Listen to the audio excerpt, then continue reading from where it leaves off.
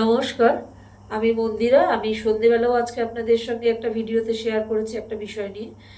আর এই মুহূর্তে একটা খবর পেলাম। আমি এর আগের ভিডিওগুলোতে বলেছিলাম যে যখনই আমি কোনো কিছু খবর পাবো আপনাদের সাথে শেয়ার করব।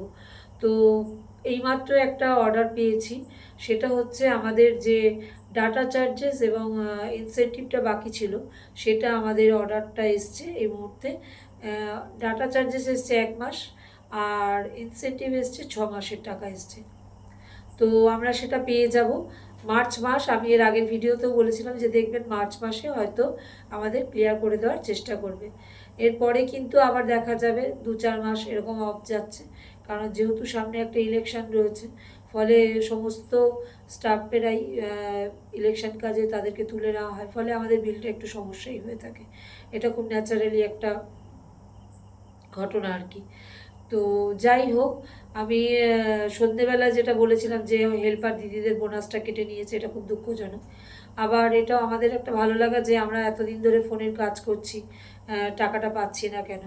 এবং আমরা যেহেতু 500 টাকা করে পাই, ওরা সেখানে 250 টাকা করে পাবে। তো সেই টাকাটাও ওরা যাই হোক পাবে, এটাও ভালো লাগার জায়গা তৈরি হলো যে 6 মাসে ওদেরও কম বেশি কিন্তু কিছু টাকা ওরা পাবে ফোনের কাজের পারপাস।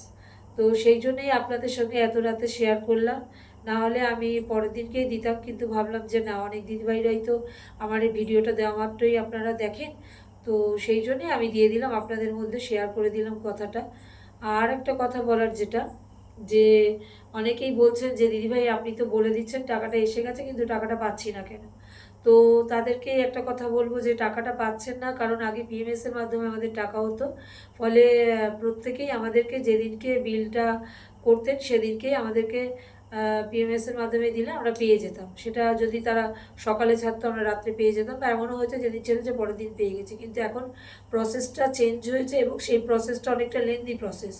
এখন আমাদের অফিস থেকে ট্রেজারিতে দিতে হচ্ছে, অনেকটা লেন্দি প্রসেস। আমি আর এই প্রসেসটা নিয়ে আলোচনা করছি না, যাই হোক।